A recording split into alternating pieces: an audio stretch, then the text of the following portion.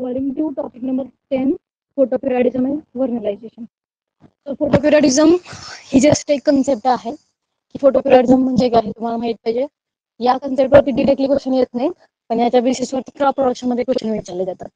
काय क्वेश्चन विचारले जातात तुम्हाला की कोणता क्रॉप हा सेल्फ पॉलिनेटर आहे, क्रॉस पॉलिनेटेड आहे, सॉरी कोणता क्रॉप हा लॉंग डे प्लांट आहे, शॉर्ट डे प्लांट आहे किंवा डे न्यूट्रल प्लांट आहे, किंवा रब्बी क्रॉप्स कसे क्रॉप असतात, म्हणजे लॉंग डे असतात की शॉर्ट डे असतात, खरीप क्रॉप लॉंग डे असतात की शॉर्ट डे असतात, असे क्वेश्चन तुम्हाला या फोटोपिरियडिझम वरती विचारले जातील सिंपल या कन्सेप्ट वरती. बघा photoperiodism and mineralization. The maturity of growth vegetative growth of the plant proceeds flower initiation. काय सांगितलंय? The maturity of vegetative growth of the plant म्हणजे प्लांटची व्हेजिटेटिव्ह ग्रोथ झाली किंवा व्हेजिटेटिव्ह ग्रोथ ची मॅच्युरिटी म्हणजे व्हेजिटेटिव्ह ग्रोथ कंप्लीट झाल्यानंतर proceeds म्हणजे पुढे काय होतं? फ्लावर इनिशिएशन, फुलं यायला चालू होतात. व्हेजिटेटिव्ह ग्रोथ म्हणजे काय? लिव्ह शूट यांची ग्रोथ कंप्लीट होणं किंवा यांची ग्रोथ म्हणजे व्हेजिटेटिव्ह ग्रोथ. आणि एकदा की फ्लावर आणि फ्रूट यायला चालू झाले की ती रिप्रोडक्टिव्ह ग्रोथ असते. ठीक आहे. सो व्हेजिटेटिव्ह ग्रोथची मॅच्युरिटी झाली, व्हेजिटेटिव्ह ग्रोथ कंप्लीट झाल्यानंतर फ्लावर इनिशिएशन स्टार्ट होतं, रिप्रोडक्टिव्ह फेज स्टार्ट होते. But the flower initiation of flowering depends on the environment. पण हे जे फ्लावर इनिशिएशन आहे किंवा ही जी रिप्रोडक्टिव्ह ग्रोथ आहे प्लांटची ती कशावर डिपेंड आहे? एन्व्हायरमेंट वरती. आणि एन्व्हायरमेंट मध्ये स्पेशली कशावरती? लाईट पिरियड वरती. त्यालाच आपण फोटो पिरियड म्हणतो. आणि टेम्परेचर वरती त्यालाच आपण म्हणतो व्हर्नलायझेशन. ठीक आहे. म्हणजे काय सांगितलंय? व्हेजिटेटिव्ह ग्रोथ झाल्यानंतर ज्यावेळेस रिप्रोडक्टिव्ह ग्रोथ स्टार्ट होते, फ्लावर इनिशिएशन होतं, त्यावेळेस दोन गोष्टी आपल्या प्लांटच्या ग्रोथवरती परिणाम करतात.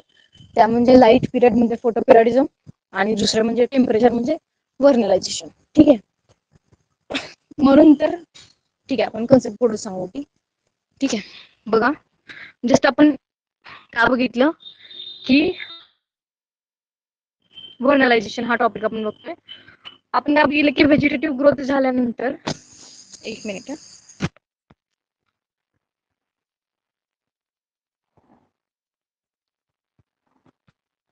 व्हेजिटेटिव्ह ग्रोथ झाल्यानंतर रिप्रोडक्टिव्ह ग्रोथसाठी दोन गोष्टी गरजेच्या आहेत, ते म्हणजे फोटोपिरियड आणि टेम्परेचर.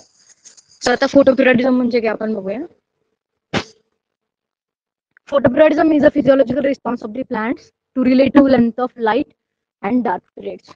म्हणजे लाईट पिरियड आणि डार्क पिरियडला प्लांटचा जो रिस्पॉन्स आहे त्या रिस्पॉन्सला आपण म्हणतो फोटोपिरियडिझम. म्हणजे लाईट पिरियड किती लाईट पिरियड अवेलेबल होतोय आणि किती डार्क पिरियड अवेलेबल होतोय या बेसिसवरती प्लांटची जी ग्रोथ होते, प्लांट जो रिस्पॉन्स देत होता एन्व्हायरमेंटला त्याला आपण म्हणतो photoperiodism. Then W Garnier and H.A. Allard in America 1915 to 20 found that a newly developed tobacco mutant आहे कोणता? Maryland mammoth and soybean glycinmax had strange signal pattern in flowering. काय सांगितले? डब्ल्यू गार्नेरनी आणि H.A. अलार्डनी काय शोध लावला 1915 ते 20 मध्ये की नवीन जो डेव्हलप झालेला टोबॅको म्युटंट होता, त्याचं नाव होतं मॅरीलँड मॅमोथ आणि सोयाबीन जो आहे ग्लायसिनमॅक्स. यांच्यामध्ये स्ट्रेंज सिग्नल पॅटर्न आहे फ्लावरिंग मध्ये. म्हणजे वेगवेगळ्या पद्धतीने वेगवेगळ्या पिरियडला लाईट पिरियडला काय होते ह्याच्यामध्ये फ्लावरिंग होते. अशावर कुणी लावलंय? गार्नियरनी अलार्डनी लावलेलं आहे. So Maryland Mammoth did not flower during summer. हा जो टोबॅको म्युटंट आहे तो समर मध्ये त्याची फ्लावरिंग होत नाही आहे, but had a good vegetative growth. म्हणजे समर मध्ये ह्याची व्हेजिटेटिव्ह ग्रोथ चांगली होते, रिप्रोडक्टिव्ह ग्रोथ चांगली होत नाही या टोबॅको म्युटंटची. When it was grown within a green house during winter. त्यावेळेस आपण हाच टोबॅको म्युटंट किंवा मॅरीलँड मॅमोथ जो आहे तो विंटर मध्ये हिवाळ्यामध्ये आपण ग्रीन हाऊस मध्ये ग्रो करतो. It had excellent flowering and fruiting. म्हणजे हा जो टोबॅको म्युटंट आहे मॅरीलँड मॅमोथ हा समर मध्ये याची व्हेजिटेटिव्ह ग्रोथ होते आणि विंटर मध्ये याची रिप्रोडक्टिव्ह ग्रोथ होते, असा शोध यांनी लावलेला आहे. समर मध्ये त्याची फ्लावरिंग चांगली होत नाही आणि विंटर मध्ये ज्यावेळेस आपण ग्रीन हाऊस मध्ये ग्रो करू म्हणजे कंट्रोल्ड ऍटमॉस्फिअर मध्ये आपण ग्रो करू त्यावेळेस याची फ्लावरिंग आणि फ्रुटिंग चांगली होते. Then similarly soybean flowered only in the late summer. सोयाबीनची जी फ्लावरिंग आहे ती उशिरा उन्हाळ्यामध्ये होते irrespective of the sowing time in the previous spring. म्हणजे सोईंग टाइम वरती डिपेंड न करता समर मध्ये जी फ्लावरिंग आहे ती फ्लावरिंग चांगली होते. अशा दोन गोष्टी या डब्ल्यू गार्नियर आणि H.A. अलार्डनी अमेरिकेमध्ये 1915 ते 20 मध्ये लावलेले आहेत. काय सांगितलं त्यांनी की टोबॅको म्युटंट जो आहे मॅरीलँड मॅमोथ मध्ये चांगली व्हेजिटेटिव्ह ग्रोथ करतो, फ्लावरिंग त्याच्यामध्ये होत नाही. ठीक आहे. मॅरीलँड मॅमॉथ ड्युरिंग समर चांगली व्हेजिटेटिव्ह ग्रोथ होते, फ्लावरिंग होत नाही.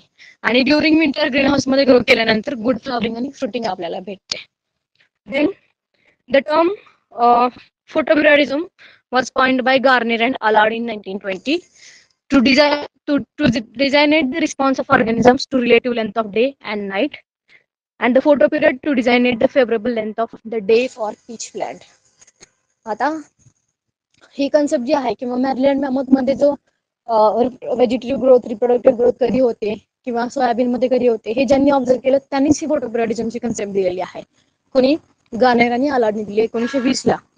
तर काय दर्शवण्यासाठी फोटोपिरियडिझम ही कन्सेप्ट त्यांनी दिली किंवा ही टर्म त्यांनी दिली?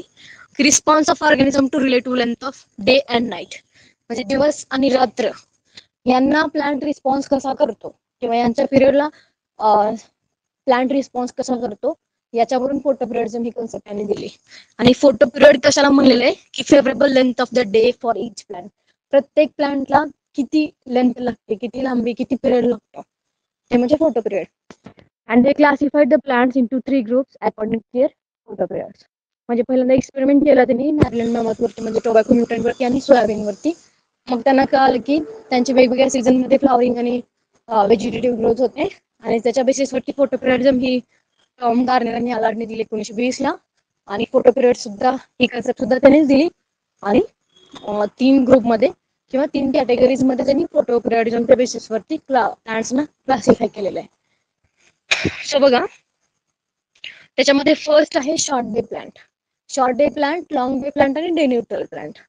या शॉर्ट डे प्लांटना लॉंग नाईट प्लांट म्हणतात, लॉंग डे प्लांटना शॉर्ट नाईट प्लांट म्हणतात आणि डे न्यूट्रलला डे न्यूट्रल म्हणतात.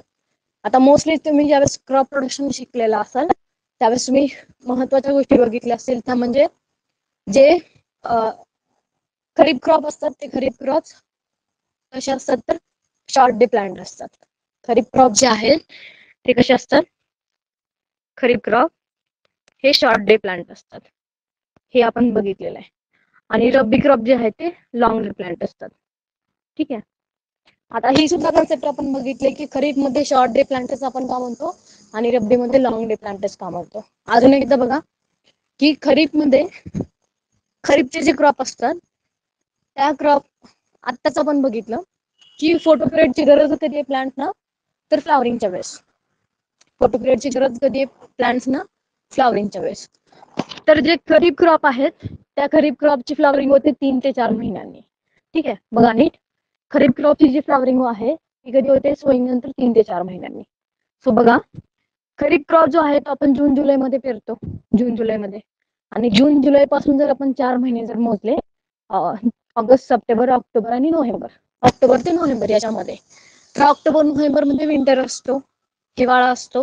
ठीक आहे. आणि हिवाळ्यामध्ये दिवस जो आहे तो शॉर्ट असतो, दिवस जो आहे तो छोटा असतो. आणि या ऑक्टोबर नोव्हेंबर मध्येच खरीप क्रॉपची फ्लावरिंग होत असते. म्हणून kharif crop mostly crop short day plant आहेत. काय सांगितलं मी की खरीप क्रॉप मध्ये आपण सोईंग करतो जून जुलै मध्ये आणि सोईंग केल्यानंतर 4 महिन्यांनी फ्लावरिंग होते आणि फ्लावरिंगच्या वेळेस फोटोपिरियडची गरज असते. सो 4 महिने कधी होतात? ऑक्टोबर नोव्हेंबर मध्ये किंवा सप्टेंबर ऑक्टोबर मध्ये. सो सप्टेंबर ऑक्टोबर मध्ये हिवाळा असतो, हिवाळ्यामध्ये दिवस छोटा असतो, म्हणून खरीप क्रॉप्सना शॉर्ट डे प्लांट म्हणतात. ठीक आहे. दुसरा आहे रब्बी क्रॉप. आता रब्बी क्रॉपना लॉंग डे प्लांट का म्हणतात?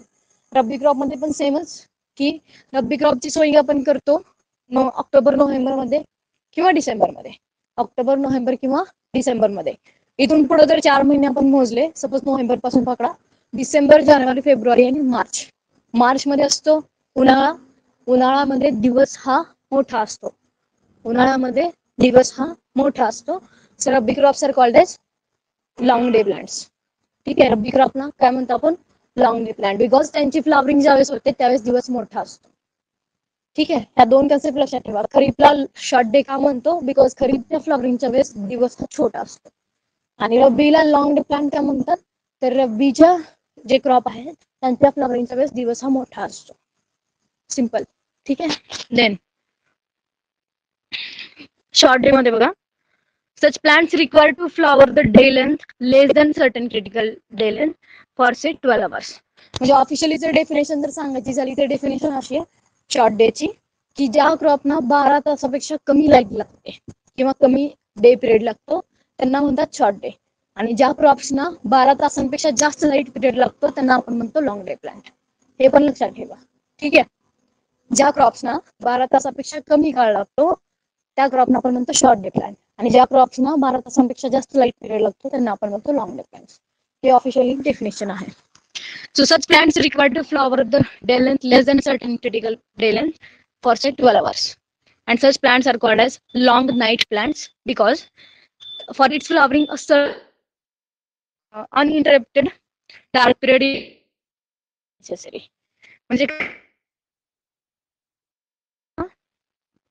शॉर्ट डे प्लांट म्हणजे असे प्लांट ज्या लेंथ लागते या प्लांटनाच आपण लॉंग नाईट प्लांट म्हणतो. का तर यांच्या फ्लॉवरिंग साठी मिनिमम अनइंटरप्टेड, मिनिमम म्हणजे कमीत कमी न इंटरप्शन किंवा गॅप न पडता 24 तासाचा डार्क पिरियड लागतो. 24 तासाचा डार्क पिरियड लागतो म्हणून या प्लांट्सना लॉंग नाईट प्लांट सुद्धा म्हणतात. ठीक आहे. काय सांगितलं? 12 तासापेक्षा कमी डे पिरियड आणि 24 तास एवढा डार्क पिरियड लागतो यांना. सो या क्रॉपना शॉर्ट डे आणि लॉंग नाईट प्लांट म्हणतात. आणि हे कोण आहेत? Kharif crops. Then if the dark period is less than critical length there will be no flowering. The dark period जो आहे तो critical length म्हणजे 20-24 तासांपेक्षा जर कमी असेल एकदम तर काय होणार आहे? फ्लॉवरिंग होणार नाही आपल्या क्रॉप मध्ये. ठीक आहे. Then short day plants will not flower if the dark period is interrupted by a flash dark period, but such light interruption is not very effective if it is given near the beginning or end of the dark period. बघा काय सांगितलं, सिंपलचा अर्थ आहे याचा की short day plant मध्ये flowering होत नाही किंवा जर आपण डार्क पिरियड जो आहे तो लाईटनी इंटरप्ट केला म्हणजे कंटिन्युअस यांना डार्क पिरियड लागतो, कंटिन्युअस अंधार लागतो. ठीक आहे. जर मध्येच कुठेतरी लाईट आली तर याच्यामध्ये फ्लॉवरिंग होत नाही. ठीक आहे. कंटिन्युअस 20 ते 24 तासांचा ह्याच्यामध्ये काय लागतो? डार्क पिरियड लागतो. जर आपण मध्येच फ्लॅश ऑफ लाईट आला किंवा मध्येच कधीतरी लाईट त्यांना भेटली तर त्यांच्यामध्ये फ्लॉवरिंग होत नाही. ठीक आहे. Then but such light interruption is not very effective if it is given near the beginning or end of the dark period. म्हणजे डार्क पिरियड सुरू व्हायच्या अगोदर जर थोडासा गॅप पडला तर फ्लॉवरिंग होते किंवा डार्क पिरियड संपायच्या वेळेस जर थोडाफार गॅप पडला, थोडीफार लाईट जर पडली तर फ्लॉवरिंग होते. पण कंटिन्युअस डार्क पिरियड चालू आहे आणि कंटिन्युअस डार्क पिरियड मध्ये मध्येच कुठेतरी लाईट आली तर तिथे फ्लॉवरिंग होत नाही. काय बघतो बघा आपण? शॉर्ट डे प्लांट बघतोय. शॉर्ट डे प्लांटना 12 तासांपेक्षा कमी डे लेंथ लागते आणि 20 ते 24 तास एवढा डार्क पिरियड लागतो आणि कंटिन्युअस डार्क पिरियड लागतो. मध्ये इंटरप्शन चालत नाही, मध्ये डिस्टर्बन्स चालत नाही, मध्ये गॅप चालत नाही. जर कंटिन्युअस डार्क पिरियड मध्ये मध्येच जर फ्लॅश ऑफ लाईट आला तर फ्लॉवरिंग होत नाही. ठीक आहे. डार्क पिरियड सुरू व्हायच्या वेळेस किंवा संपायच्या वेळेस एखाद्या वेळेस आली तर फ्लॉवरिंग होते पण कंटिन्यू डार्क पिरियडच्या मध्ये लाईट नाही आली पाहिजे. ठीक आहे. Then such plants don't also flower if short dark and short light periods are provided alternatively. म्हणजे थोडासा डार्क पिरियड आणि थोडासा लाईट पिरियड, थोडासा डार्क पिरियड थोडासा लाईट पिरियड असं जर आपण प्रोव्हाइड केलं तरीही सुद्धा हे प्लांट फ्लावर होत नाहीत. यांना थोडासा लाईट पिरियड आणि जास्त डार्क पिरियड लागतो, तो पण continuous. Then examples of short day plant कोणते आहेत? मॅरिलन मॅमोथ आहे, टोबॅको म्हणजे टोबॅको म्युटंट, सोयाबीन आहे, क्रायसॅन्थेमम आहे, राईस आहे, चिनोपोडियम अल्बम आहे, देन झॅन्थियम स्टुमॅरियम आहे, कॉकलबर म्हणतो आपण याला. आणि generally kharif crops and many tropical plants. Tropical म्हणजे आपण सांगितलं की ज्यांना वार्म क्लायमेट लागतं, ज्यांना एकदम उष्ण असं हवामान लागतं त्यांच्या ग्रोथसाठी. ठीक आहे. देन हे काय होते? Just short day plant. आता लॉंग डे प्लांट म्हणजे काय बघा? Such plants which flower only when the day length is longer than a certain critical period. Day length ज्यावेळेस 12 तासापेक्षा जास्त असते, ठीक आहे, त्यावेळेसच यांच्यामध्ये फ्लॉवरिंग होते. तर बघा, the critical length varies from 4 to 18 hours, 4 ते 18 तास. ठीक आहे. एवढा डे लेंथ पिरियड यांना भेटला पाहिजे. कमीत कमी 4 तास, कमीत कमी म्हणजे एवढा पण खाली नाही झालं पाहिजे, पण तरी पण त्यांनी सांगितले की कमीत कमी 4 तास आणि जास्तीत जास्त 18 तासांपर्यंत डे लेंथ पिरियड यांना भेटला पाहिजे. And they require either a relatively small period of darkness और नो डार्कनेस ॲट ऑल. म्हणजे त्यांना एकदम छोटासा डार्क पिरियड लागतो किंवा डार्क पिरियड नसला तरी चालतो या प्लांटला. ठीक आहे, डार्क पिरियड नसला तरी चालतो लॉंग डे प्लांटला. And a flash of light to long day plants during long dark period can induce flowering even during short day period. क्या म्हणाले? A flash of light to long day plant during long dark period. म्हणजे एक continuous dark period चालू आहे आणि त्या dark period मध्ये जर मध्येच फ्लॅश ऑफ लाईट आला तरी फ्लॉवरिंग होते याच्यामध्ये, आणि शॉर्ट डे पिरियड मध्ये सुद्धा फ्लॉवरिंग होते याच्यामध्ये. ठीक आहे, म्हणजे जसं शॉर्ट डे पिरियड मध्ये आपण शॉर्ट डे प्लांट मध्ये आपण बघितलं की कंटिन्युअस डार्क पिरियड असेल आणि मध्ये स्प्लॅश ऑफ लाईट असेल तर फ्लॉवरिंग होत नाही. तसं लॉंग डे मध्ये तसं काही नाहीये. लॉंग डे मध्ये कंटिन्युअस डार्क पिरियड मध्ये मध्येच लाईट आली तरी फ्लॉवरिंग होते. शॉर्ट पिरियड मध्ये थोडासा अंधार पडला तरी फ्लॉवरिंग होते. ठीक आहे, आणि यांना डार्कनेसची गरज नाहीये. ठीक आहे. Then next this is called as night break. याला काय म्हणतात की कंटिन्युअस डार्क पिरियड मध्ये फ्लॅश ऑफ लाईट येणं याला म्हणतात नाईट ब्रेक. म्हणजे नाईट मध्ये डार्क पिरियड ब्रेक झालेला आहे त्या फ्लॅश ऑफ लाईट मुळे, म्हणून या कन्सेप्टला आपण म्हणतो night break. Here darkness has an inhibitory effect on flowering. ठीक आहे, म्हणजे डार्कनेसचा इनहिबिटरी इफेक्ट आहे फ्लॉवरिंग वरती. म्हणजे असं पण नाहीये की कंटिन्युअस डार्क पिरियड म्हणजे कंटिन्युअस डार्क पिरियड मध्ये फ्लॅश ऑफ लाईट येणारच आहे. किंवा आपण काय म्हणू शकतो की लॉंग डे प्लांट ना एकदम शॉर्ट डार्कनेस पिरियड लागतो किंवा नसला तरी चालतो, पण डे लेंथ पिरियड त्याची फुलफिल झाली पाहिजे. ठीक आहे, म्हणून काय म्हणलेलं आहे की darkness has an inhibitory effect on flowering and the flowering in long day plant is inhibited not because of the short light period but because of too long dark period. ठीक आहे, म्हणजे याच्यामध्ये काय सांगितलंय की लॉंग डे प्लांट मध्ये the flowering in long day plant is inhibited. म्हणजे long day plant मधली फ्लॉवरिंग इनहिबिट होऊ शकते, थांबू शकते केव्हा की शॉर्ट लाईट पिरियड भेटलाय म्हणून नाही, तर एकदम लॉंग डार्क पिरियड भेटलाय म्हणून ह्यांच्यामध्ये काय होऊ शकते, फ्लॉवरिंग थांबू शकते. म्हणजे सिंपलचे दोन कन्सेप्ट आहेत. शॉर्ट डे मध्ये एकदम लॉंग डार्क पिरियड पाहिजे त्यांना, आणि स्मॉल डे लेंथ पिरियड पाहिजे. आणि लॉंग डे मध्ये एकदम स्मॉल असा डार्क पिरियड पाहिजे आणि कंटिन्यू असा डे लेंथ पिरियड पाहिजे त्यांना. अजून एकदा बघा, शॉर्ट डे म्हणजे काय, तर त्यांना डे पिरियड जो आहे तो एकदम कमी पाहिजे आणि डार्क पिरियड कंटिन्युअस पाहिजे विदाउट डिस्टर्बन्स. आणि लॉंग डे मध्ये एकदम लॉंग डे पिरियड पाहिजे आणि डार्कनेस नसला तरी चालतो, आणि यांना कंटिन्युअस डार्कनेस चालत नाही. ठीक आहे, आता असे एक्झाम्पल कोण आहेत बघा. That's why such plants are also called as short night plant. म्हणजे यांना डार्क पिरियड जो आहे तो कसा पाहिजे, छोटासा पाहिजे. एक्झाम्पल व्हीट आहे, बार्ली आहे, ओट आहे, रिलेटिव्ह एक कास्ट आहे, आणि जनरली रब्बी क्रॉप आहेत. तर तुम्हाला मोस्टली व्हीट आणि बार्ली सेमच आहे. ओट आहे, त्यानंतर मध्ये तरी विचारलं जातं बघा, कास्ट सुद्धा विचारलं जातं आणि मस्टर्ड सुद्धा विचारलं जातं तुम्हाला. तर हे कशासाठी, तर हे रब्बी क्रॉप आहे हे लक्षात ठेवा, आणि त्याच्यावरून तुम्ही त्यांचा लेंथ पिरियड किंवा फोटो पिरियड तुम्ही ठरवू शकता. त्यांचा लेटिव्स मधूनच विचारलं जातं कुठेतरी, पण आपल्याला हे लक्षात राहत नाही की लेटिव्स जो आहे तो रब्बी क्रॉप मध्ये येतो. ठीक आहे, आणि त्याच्यावरून आपण त्याचा फोटो पिरियड ठरवू शकतो. देन थर्ड टाइप आहे डे न्यूट्रल प्लांट्स.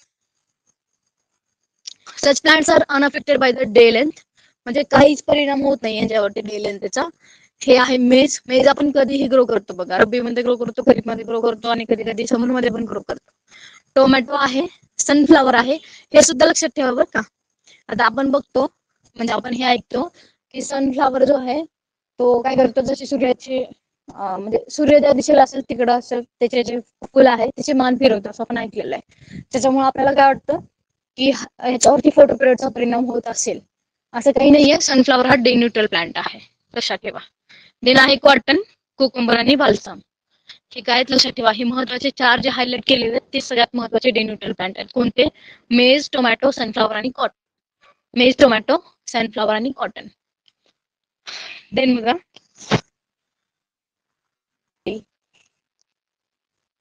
नंतर बघा आता क्रिटिकल पिरियड म्हणजे काय. आता आपण बघितलं की लॉंग डे मध्ये क्रिटिकल पिरियड किती लागतो, 4 तास ते 18 तास एवढी लाईट अवेलेबल पाहिजे त्यांना. ठीक आहे. आणि आपण शॉर्ट डे मध्ये बघितलं की त्यांना 24 तास एवढा डार्क पिरियड पाहिजे, 24 तास एवढा.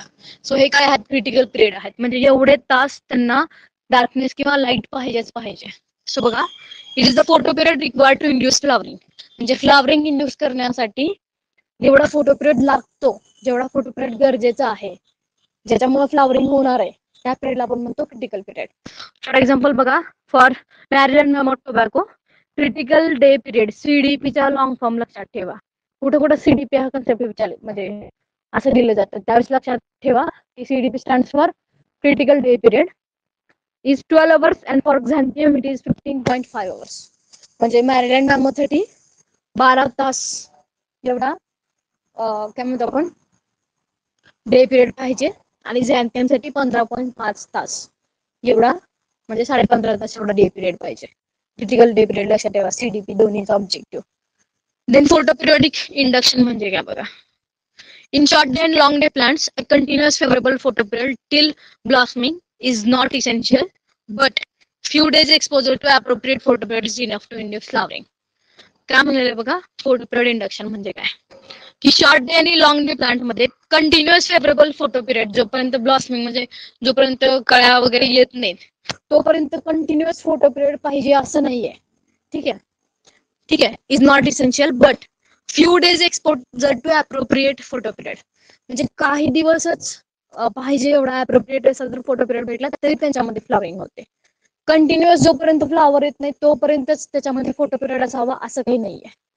ठीक आहे, म्हणजे जोपर्यंत येत नाहीत फुलं तोपर्यंत फोटो पिरियड द्यायचं असं नाहीये.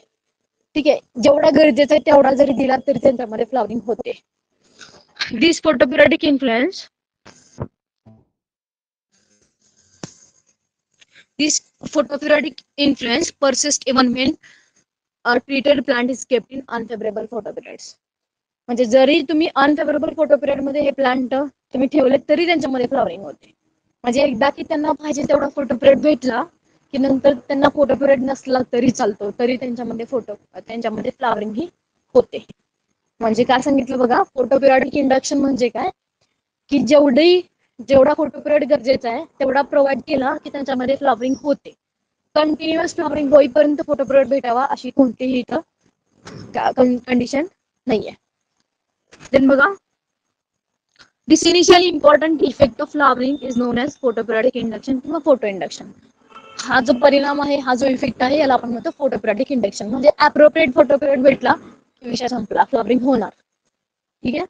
देन फ्लावरिंग स्टिम्युलस म्हणजे काय बघा, लास्ट कन्सेप्ट आहे ह्याची फोटोपिरियडिझमची, फ्लावरिंग स्टिम्युलस. एक minute. Then Chailakhyan, that is Kayla Khan आपण म्हणतो, while working on chrysanthemum and perilla demonstrated that the photoperiodic stimulus was perceived by leaves of the plant. काय म्हणले की chrysanthemum वर स्टडी करताना पेरिलाने काय डेमॉन्स्ट्रेट केलेलं आहे की फोटोपिरियडिक स्टिम्युलस जो आहे तो कोण परसिव्ह करतात, तर प्लांटचे जे लीव्ज आहेत ते लीव्ज परसिव्ह करतात. ठीक आहे, प्लांटचे जे लीव्ज आहेत ते लीव्ज परसिव्ह करतात. स्टिम्युलस म्हणजे रिस्पॉन्स, फ्लावरिंग रिस्पॉन्स जो आहे तो कोण परसिव्ह करतात, लीव्ज परसिव्ह करतात, हे लक्षात ठेवा. Garner and Allard found that stimulus was highly localised or systemic. Highly तो लोकलाइज्ड आहे किंवा सिस्टमिक आहे. म्हणजे काय, रिस्पॉन्स जो आहे किंवा स्टिम्युलस जो आहे तो प्लांटचा विशिष्ट असा पार्ट जो आहे तो काय करत असतो, काय म्हणतो आपण, परसिव्ह करत असतो. Then even if a single leaf of a cocklebur was exposed to short day and the rest of the plant for 2 long days, flowering was occurred in the whole plant.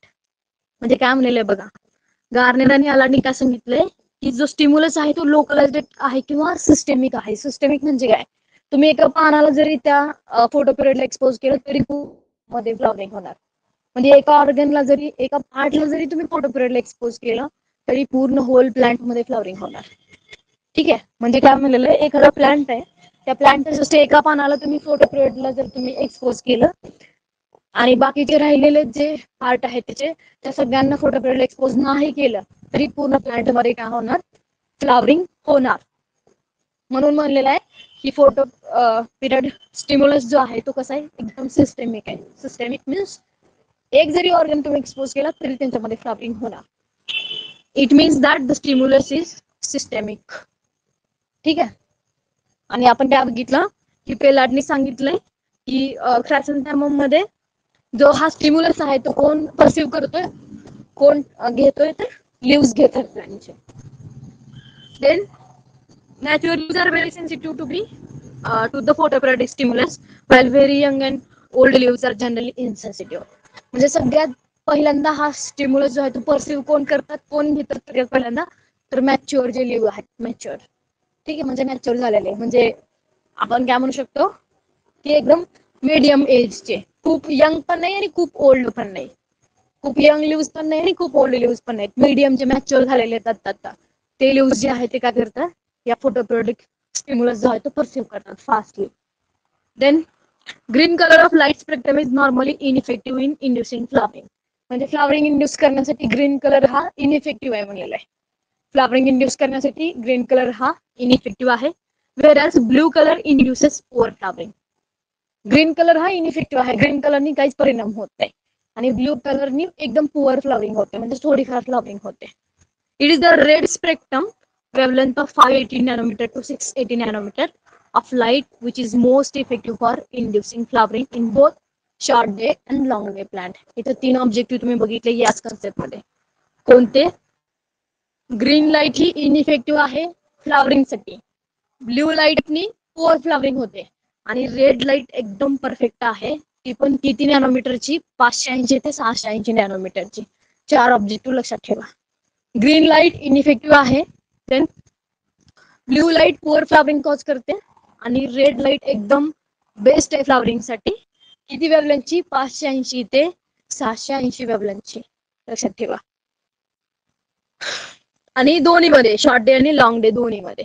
ठीक आहे. अजून Kajladyan, that is Chailathan used the term florigen for a flowering stimulus hormone. हे विचारलं जातं, फ्लोरिजेन ही concept सगळ्यात पहिल्यांदा कोणी use केली. ठीक आहे. And formation of florigen is triggered by phytochrome. हे जे फॉर्मेशन आहे फ्लोरिजनचं ते कोण करतं किंवा कोण इंड्यूस करतं, तर फायटोक्रोम इंड्यूस करतात. आपण फोटोफॉस्फोरायलेशन मध्ये म्हणजे आपण बघितलं नाही फोटोसिंथेसिस हा टॉपिक, त्याच्यामध्ये आपण फायटोक्रोम, वेगवेगळ्या प्रकारचे फायटोक्रोम आपण बघतो. तर काय सांगितलंय की या फ्लोरिजनचे जे फॉर्मेशन आहे ते फॉर्मेशन कोण ट्रिगर करतं, कोण स्टार्ट करतं, कोण सिंथेसिस स्टार्ट करतं, फायटोक्रोम करतात. ठीक आहे. डेल म्हणजे हे फ्लावरिंग स्टिम्युलस हार्मोन जे आहे त्याला आपण फ्लोरिजन म्हणतो. फ्लोरिजन काय आहे लक्षात ठेवा, फ्लावरिंग स्टिम्युलस हार्मोन आहे. ठीक आहे. म्हणजे म्हणजे कोणत्या प्रकारच्या लाईटला एक्सपोज झाल्यानंतर फ्लावरिंग करायची नाही हे ठरवणारा कोण आहे, हा फ्लोरिजन आहे. फ्लोरिजन काय आहे, फ्लावरिंग स्टिम्युलस हार्मोन आहे, आणि याचं फॉर्मेशन कोण म्हणजे ट्रिगर करतं, कोण स्टार्ट करतं, तर फायटोक्रोम करतात. Then doctor SM Sircar, Bose Institute, induced the flowering of winter variety almond rice in 50 days against normal 140 days. म्हणजे डॉक्टर SM सिरकार जे होते बोस इन्स्टिट्यूटचे, त्यांनी काय केलेलं, विंटर व्हरायटी जी आहे राईसची, आमंड व्हरायटी आपण म्हणतो, ठीक आहे, तिला आपण जस्ट 50 दिवसांमध्ये त्याच्यामध्ये फ्लावरिंग इंड्यूस केलेलं आहे त्यांनी. जर नॉर्मली जर आपण हा आमंड राईस जर ग्रो केला तर 140 दिवसामध्ये काय होते, या आमंड राईस मध्ये फ्लावरिंग होते.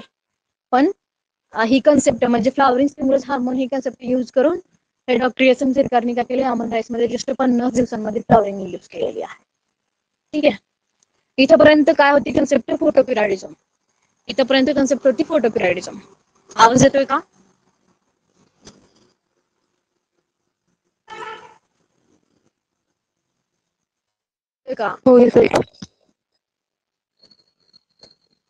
देन बघा व्हर्नलायझेशन म्हणजे काय, म्हणजे फोटोपिरियडचा काय परिणाम होतो, त्याच्यावरून कोणते शोध लागले ते आपण बघितले जस्ट. आता आपल्याला बघायचं की फ्लावरिंग साठी लागणारं जे टेम्परेचर आहे त्या टेम्परेचरची किती गरज आहे बघा. व्हर्नलायझेशन म्हणजे काय, in annual plants the flowering is primarily affected by photoperiod, but in biennials flowering requires prolonged periods of low temperature. बघा, जे annual plant आहेत म्हणजे ज्यांना व्हेजिटेटिव्ह आणि रिप्रोडक्टिव्ह ग्रोथसाठी दोन्हीसाठी जस्ट एकच सीझन लागतं किंवा एकच वर्ष लागतं. अशा प्लांटमध्ये म्हणजे अशा प्लांटमध्ये जस्ट फोटो पिरियडनी अफेक्ट होतात हे प्लांट किंवा त्यांना फक्त फोटो पिरियड प्रायमरीली इम्पॉर्टंट आहे. म्हणजे बायनियल प्लांट आहेत ज्यांना रिप्रोडक्टिव्ह ग्रोथसाठी आणि व्हेजिटेटिव्ह ग्रोथसाठी वेगवेगळे सीझन लागतात किंवा 2 सीझन किंवा 2 इयर लागतात. अशा क्रॉपना प्रोलॉंग्ड लो टेम्परेचरचा पिरियड लागतो. म्हणजे एकदम कमी तापमानाचा काळ यांना लागतो बायनियल मध्ये. लक्षात ठेवा.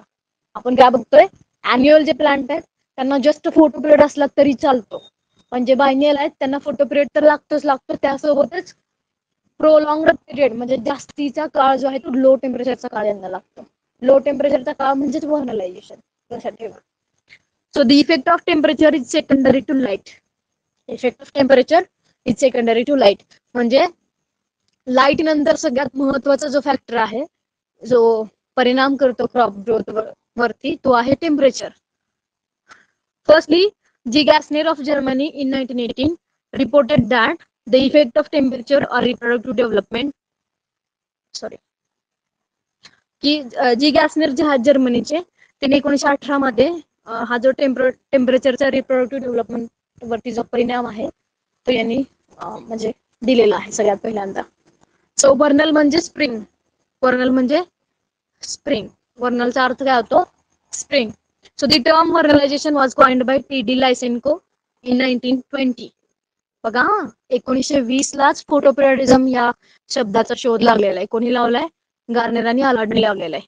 आणि 1920 लाच व्हर्नलायझेशन या कॉन्सेप्टचा सुद्धा शोध लागलेला आहे. म्हणजे या टर्म कॉइन केलेला आहे कोणी? टी.डी. लायसेन्कोने. हे लक्षात ठेवा. The term photoperiodism was coined by Garner and Allard in 1920 and the term vernalization was coined by T.D. Lysenko in 1920. Then the Russian term Jarovizasiza means pre-sowing treatment. हा जो Russian term आहे हिचा अर्थ होतो pre sowing treatment म्हणजे सोईंगच्या अगोदर दिली जाणारी ट्रीटमेंट. तर बघा, Gassner demonstrated his experiment on winter Petkus rye called as CTL cereal CV Petkus. ठीक आहे.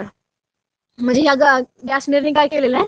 विंटर पेटकस राय जी आहे, rye is the cross of wheat into triticale. Triticale is the cross of wheat into rye. ठीक आहे. So ही जी rye आहे Petkus rye scientifically called as secale cereal CV Petkus. याच्यावरती एक्सपेरिमेंट केलेलं आहे. And the low temperature requirement of winter पेटकस राय was given by chilling treatment.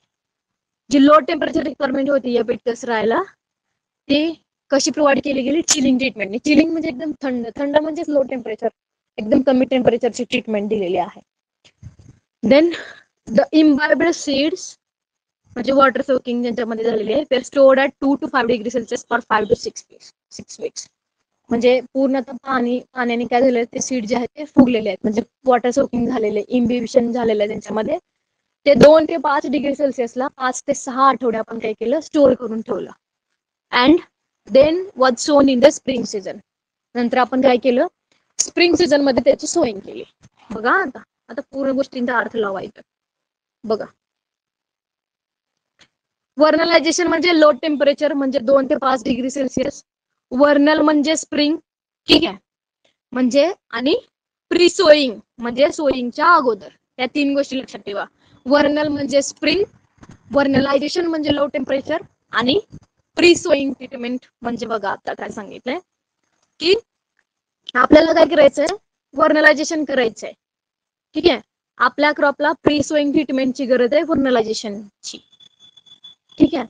Pre sowing treatment म्हणजे काय? सोईंगच्या अगोदर वर्नलायझेशनची गरज आहे आपल्या क्रॉपला म्हणजे लो टेम्परेचरची गरज आहे. सो आपला जो क्रॉप आहे विंटर पेटकस राय याला आपण काय केलं? प्री सोईंग ट्रीटमेंट दिली. कशाची?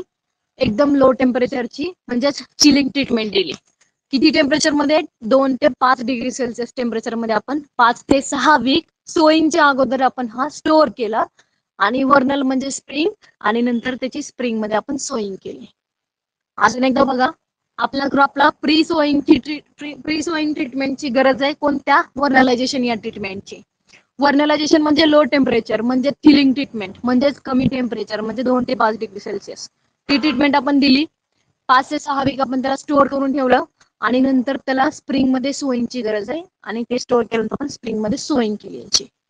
And the flowering was occurred on the same schedule as on the spring cultivar of Petkus rye flowered. म्हणजे फ्लावरिंग जे आहे तो सेम शेड्यूल नुसार फ्लावरिंग झाली या विंटर पेटकसराय मध्ये. जशी फ्लावरिंग ही स्प्रिंग कल्टिव्हर जो असतो पेटकसरायचा त्याच्यामध्ये होते. त्याच्यामध्ये ज्या टायमिंगला होते त्याच टायमिंगला याच्यामध्ये सुद्धा झालेले आहे. ठीक आहे. देन बघा समरी ऑफ एक्सपेरिमेंट. आता एक्सपेरिमेंटने काय कळलं आपल्याला बघा. विंटर पेटकसराय होता, ठीक आहे, त्याला आपण चिलिंग ट्रीटमेंट दिली, म्हणजे थंड अशी ट्रीटमेंट दिली आपण. आणि आपल्याला स्प्रिंग पेटकसरायच्या वेळेस जी फ्लावरिंग होते ती फ्लावरिंग आपल्याला भेटलेली आहे. म्हणजे बघा मीन्स विंटर व्हरायटीज व्हर्नलाइज्ड. म्हणजे स्प्रिंग वाला जो विंटर आहे, सॉरी स्प्रिंग वाला जो पेटकसराय आहे त्याची ज्यावेळेस फ्लावरिंग होते त्यावेळेसच फ्लावरिंग आपण या विंटर वाल्याची ऑब्टेन केलेली आहे व्हर्नलायझेशन ट्रीटमेंट देऊन, चिलिंग ट्रीटमेंट देऊन. म्हणजे काय तर आपण एखादा क्रॉप त्याच सीझन मध्ये का सो करतो बिकॉज त्याला त्यावेळेस ते टेम्परेचर भेटतं म्हणून. पण आपण दुसऱ्या सीझन मध्ये तेच टेम्परेचर जर आर्टिफिशियली त्या क्रॉपला अवेलेबल करून दिलं तर तिथं सुद्धा त्याची फ्लावरिंग होऊ शकते. ठीक आहे. देन नेक्स्ट बघा. Cold treatment is quantitative or facultative, means low temperature results in faster flowering, but not qualitative किंवा absolute, because qualitative means flowering absolutely depend upon cold. म्हणजे कोल्ड ट्रीटमेंट जी आहे ती कशी आहे, क्वांटिटेटिव्ह आहे किंवा फॅकल्टेटिव्ह आहे. का तर लो टेम्परेचर मुळे एकदम फास्टर फ्लावरिंग होते हे आपल्याला माहिती आहे. लो टेम्परेचर म्हणजे लो टेम्परेचर ही काय क्वांटिटी आहे, म्हणून कोल्ड ट्रीटमेंटला आपण क्वांटिटेटिव्ह म्हणतो. क्वालिटेटिव्ह का म्हणत नाही, बिकॉज इथं हे मॅटर करत नाही की कोल्ड कशा प्रकारचं म्हणजे थंड वातावरण जे आहे ते कशा प्रकारचं आहे, त्याची क्वालिटी कशी आहे हे मॅटर करत नाही. काय मॅटर करतं, टेम्परेचर किती आहे, त्याची क्वांटिटी किती आहे. म्हणून काय सांगितलं, कोल्ड ट्रीटमेंट जे आहे ते काय क्वांटिटेटिव्ह आहे, क्वालिटेटिव्ह नाही. ठीक आहे. Vernalization is the cold treatment to the plant, bud or seedling in order to fulfill specific low temperature requirement for accelerating the flowering. Vernalization काय ही एक कोल्ड ट्रीटमेंट आहे, म्हणजे आपण एकदम लो टेम्परेचर ची आपण काय करतो ट्रीटमेंट देतो आपल्या प्लांटला किंवा सीडलिंगला. कशासाठी की त्या प्लांटची लो टेम्परेचर रिक्वायरमेंट भरून निघावी आणि आपली फ्लावरिंग जी आहे ती फ्लावरिंग फास्ट व्हावी. म्हणजे व्हर्नलायझेशनचे जस्ट दोन उद्देश आहेत. व्हर्नलायझेशन म्हणजे चिलिंग ट्रीटमेंट म्हणजे थंड टेम्परेचर कमी टेम्परेचरची ट्रीटमेंट. ठीक आहे. आणि व्हर्नलायझेशनचे दोन उद्देश काय,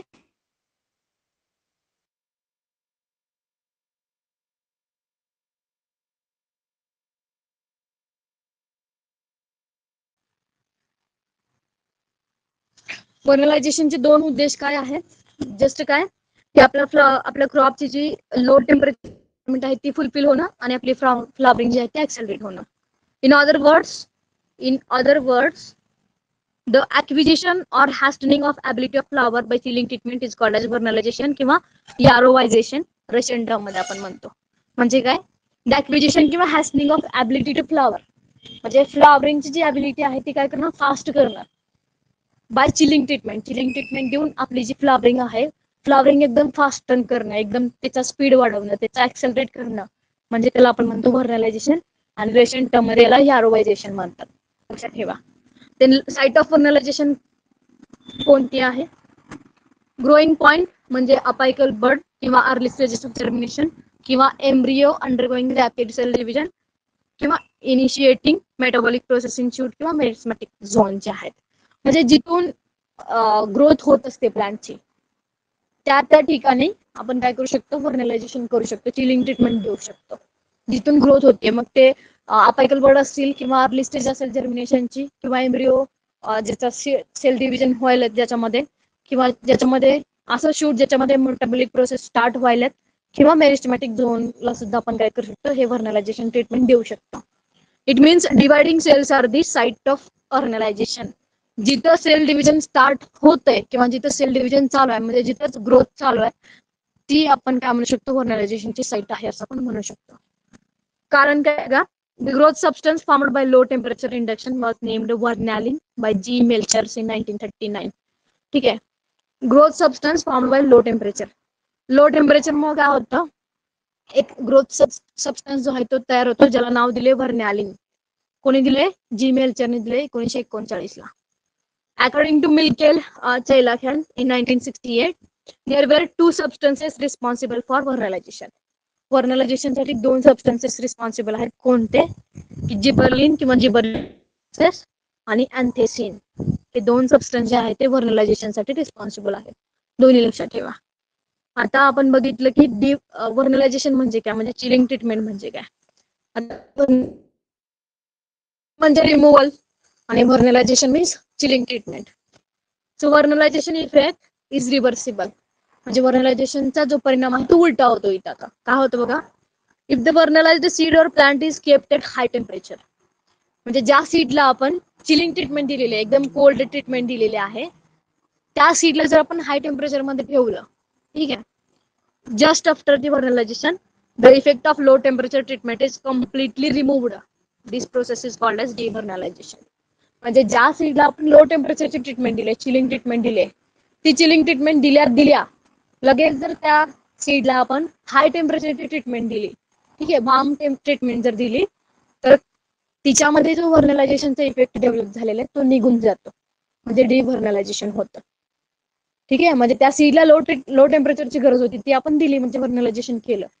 आता आपण काय केलं, त्या सीडला हाय टेम्परेचर मध्ये ठेवलं, तर ते व्हर्नलायझेशन त्यातलं निघून गेलं सगळं, म्हणजे काय झालं, डिव्हर्नलायझेशन झालं. ठीक आहे, means व्हर्नलायझेशन when undergone high temperature is greater than 30 degrees Celsius, they become normal or original seeds or plants. ते नॉर्मल बनले आहेत तसे, म्हणजे त्यांच्यामध्ये आता फ्लॉवरिंग होणार आहे का? नाही. ठीक आहे, फॅक्टर्स ऑफ डिव्हर्नलायझेशन कोणते? की हाय टेम्परेचर आणि अनएरोबिक कंडिशन. व्हर्नलायझेशन झाल्या हाय टेम्परेचर आणि अनएरोबिक कंडिशन जर तयार झाली, तर ते सीड जे आहेत ते डिव्हर्नलाइज बनतात, आहे तसे नॉर्मल बनतात, त्यांच्यामध्ये त्यावेळेस फ्लॉवरिंग होत नाही. आणि प्रॅक्टिकल बेनिफिट काय बघा डिव्हर्नलायझेशनचे? का करायचं डिव्हर्नलायझेशन? टू इंड्यूस व्हर्नलायझेशन का करायचं? व्हर्नलायझेशन टू इंड्यूस अर्लियर फ्लॉवरिंग, लवकर फ्लॉवरिंग आपल्याला भेटावी म्हणून, आणि अर्ली मॅच्युअर व्हावा क्रॉप आपला म्हणून. To escape frost, drought and flood. Frost, drought आणि फ्लड पासून आपल्या क्रॉप संरक्षण व्हावं. To extend cultivation to region with very low temperature. Very low temperature असणार आहे जो रिजन आहे तिथं कल्टिवेशन एक्सटेंड व्हावं, वाढावं, म्हणून आपण काय करतो? व्हर्नलायझेशन करतो. With very low temperature extensively used in Russia, that is Siberia, where only 2 months are ice free for growing early crops. म्हणजे देशामध्ये फक्त 2च महिने आईस फ्री असतात, म्हणजे 2च महिने बर्फ नसतो. तर अशा वेळेस क्रॉप ग्रो करण्यासाठी किंवा एक्सटेंड व्हावं कल्टिवेशन, म्हणून आपण काय करतो? व्हर्नलायझेशन ट्रीटमेंट आपण देत असतो. ठीक आहे, सो ओव्हरऑल बघा आपण आजच्या टॉपिक आपण बघितलं की फोटोपिरियडिझम म्हणजे काय. बघितलं की जो क्रॉप आहे आपल्या क्रॉपला फ्लॉवरिंगच्या वेळेस फोटोपिरियड आणि टेम्परेचरची जास्त गरज असते. सो फोटोपिरियड तर मॅरिन मॅमोथ आणि सोयाबीन वरती एक्सपेरिमेंट केला. त्यांना काय आढळलं? मॅमोथ जो आहे तो समर मध्ये त्याची व्हेजिटेटिव्ह ग्रोथ चांगली होते, फ्लॉवरिंग चांगली होत नाही, आणि विंटर मध्ये ग्रीन हाऊस मध्ये त्याची फ्लॉवरिंग चांगली होते आणि फ्रुटिंग चांगली होते. फोटोपिरियडिझम ही टर्म गार्नेर आणि आलार्ड दिली 1920 ला. देन आपण बघितले शॉर्ट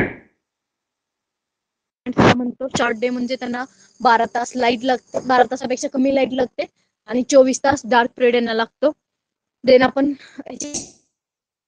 टोबॅको आहे, सोयाबीन आहे, क्रासंथेमम आहे, राईस आहे, चिनोपोडियम आहे, झॅन्थियम स्टोमॅरियम आहे, म्हणजे स्कॉकल ब्लर आपण म्हणतो, आणि खरीप क्रॉप सगळे आहेत, आणि ट्रॉपिकल प्लांट मोस्टली कसे आहेत तर शॉर्ट डे आहेत.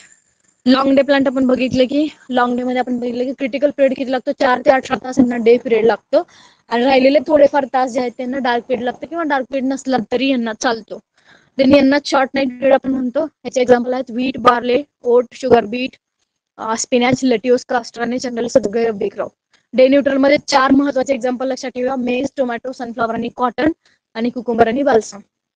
क्रिटिकल पिरियड म्हणजे काय तर फोटो पिरियड, ज्याच्यामुळे फ्लावर रिंग इंड्यूस होते. ठीक आहे, जेवढा फोटो पिरियड लागतो फ्लॉवरिंग इंडक्शन साठी त्याला म्हणतात क्रिटिकल फोटो पिरियड. आणि मॅमोथ साठी किती आहे तर 12 तास, आणि झॅन्थियम साठी 15.5 तास. फोटो पिरियडिक इंडक्शन म्हणजे काय आपण बघितलंय की असं काही गरजेचं नाहीये की जोपर्यंत फ्लॉवरिंग येत नाही तोपर्यंतच फोटो पिरियड भेटला पाहिजे. ऍप्रोप्रिएट फोटो पिरियड जेवढा लागणार आहे तेवढा भेटला, आणि नंतर नाही भेटला तरी प्लांटमध्ये फ्लावरिंग होते.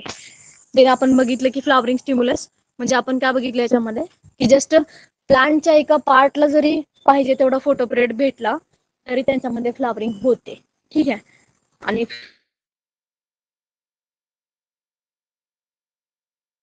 त्याने आपण बघितलं की मॅच्युअर लिव्स जे आहेत ते जास्त सेन्सिटिव्ह आहेत फोटो पिरियड, ओल्ड लिव्स किंवा यंग लिव्स एवढे सेन्सिटिव्ह नाही आहेत.